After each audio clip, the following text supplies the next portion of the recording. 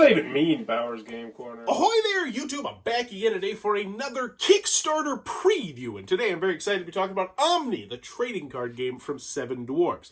This is an upcoming TCG that's coming to Kickstarter, and if you're more interested after I show you a little bit of how this one works, there are tons of links below, including a tabletop simulator, the Discord, the Kickstarter pre-launch plays, the Facebook, all sorts of good stuff down there. But let's get this one to the table, and I'll show you a little bit of how this one works. So heading on down to the playmat down here, I want to mention a couple things before we get into here. First and foremost, everything you see here is subject to change. Obviously, this is probably not the final card artwork that you're going to see when you get to the game. Also, they have done some streamlining here. They've gotten rid of the left equip, the top equip, and the right equip, and now they're just general equip slots, which makes things a little bit more streamlined. But when you're first starting the game, you're going to need to focus on your first soul slot right here, because you are either going to have a pre-constructed deck of cards, or you're going to construct your own deck of cards.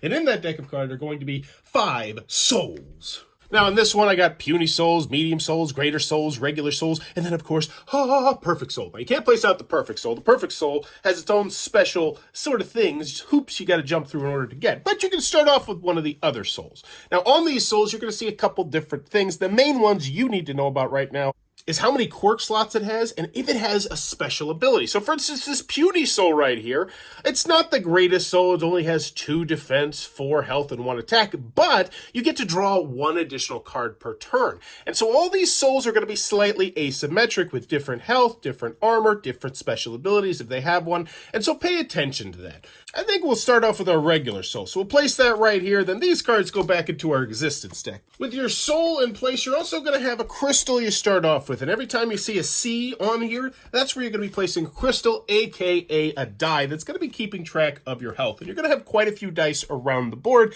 because you might be keeping track of health or armor or a variety of different things.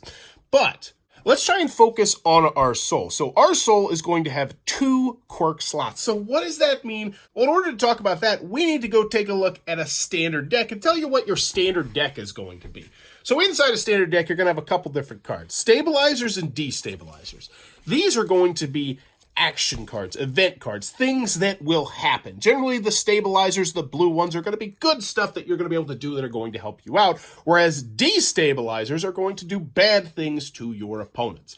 And these cards, some of them are permanent, some of them are one-time use, some of them will get triggered at various different points and then get flipped over, and you're going to place these most of the time into your event slot. Now, you'll notice you'll have a first event and you'll have a second event.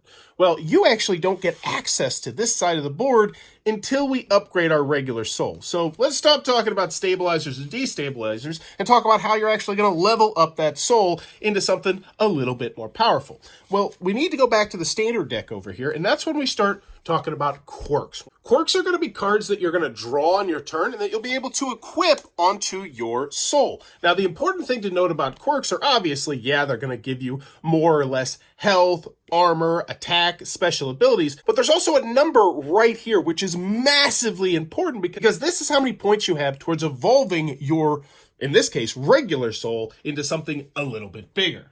So what's bigger, you may ask? Well, those are called entities, or in some cases, primordials. Now, how this works is you'll notice that these cards also have a number in the middle.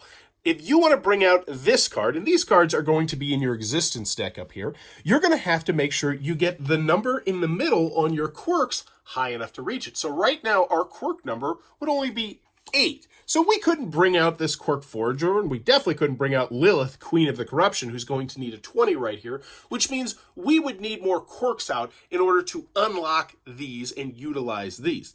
The other thing you need to know is that some of them also have special requirements. So for instance, Lilith, Queen of the Corruption, which as you can see looks very, very powerful, is not only going to take 20 of these points, but she also needs to have the Touch of the Tainted, which is a specific card that you're going to have to find into your deck in order to evolve into Lilith. Now, with that being said, you don't have to, though. You can pick out one of the other basic entities in the game, and that's one of the big aspects of the game is, do you want to go fast and put out maybe not the strongest entities in order to crystal cluster up, and I know I'm talking way above your head right now, or do you want to go slow and really level up your characters and protect them? But let's fast forward a little bit and let's pretend that we got ourselves another great Quark in that slot, and we got that Hardened Shell. So now we got Hardened Shell and Void Whispers, which means we have a grand total of 14, which means, yes, we are finally going to be able to ascend. Because the only way you're going to get rid of your souls in this game is if they get damaged by your opponent, because also, as we talked about, they're going to have swords and shields and all sorts of various different stuff because they're going to be whacking each other in typical trading card game fashion. But you can also ascend your souls. How that works is these go away, but then in its place, you now have the entity. Now, when it comes to entities, they only have one quirk slot, partially because they're really powerful. But the other big thing you can now do that you have an entity out is now the right side of your board has unlocked, and you can in fact have a second soul. So you put out another soul out here, which once again can have its own quirks, its own tokens, and other various different things like that. Now, I haven't really talked about tokens much, but these are cards that are going to come out of your existence deck typically, and they're going to go up here to protect you. Think of them a little bit as like armor before they actually get to your armor. So let's just pretend that we decided, hey, we're going to put out our medium soul. So now we got our Quirk Forager basic entity over here. We have our medium soul. We would now have access to not only doing one event, which once again are the stabilizers, the destabilizers, those kind of things, but now we have a second event, and we're going to have an additional crystal. And those crystals are really good because that's how you're going to lose the game. If someone ever destroys your crystal, well, then you're out. But now you would have two crystals, which means it would be a little bit harder to do. But there's still a middle slot of the board, which we haven't even talked about. Because eventually what can happen is you could upgrade your other soul over here into yet again another entity. So let's pretend we got super lucky and we got Lilith, Queen of Corruption. Now, if you're able to do this and get both of your entities out, then you can do something that's a little bit of the power play, and you can do what's called a crystal cluster. And this is how you are going to get your perfect soul out onto the table. Bada-boom!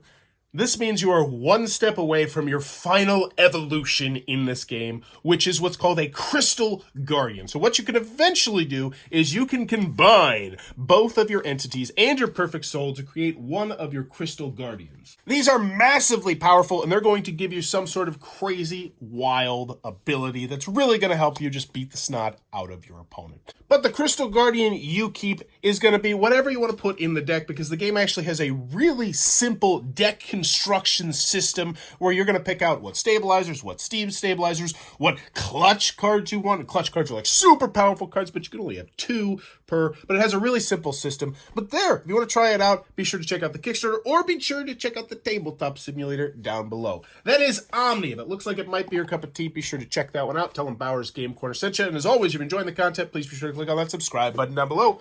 Bye-bye.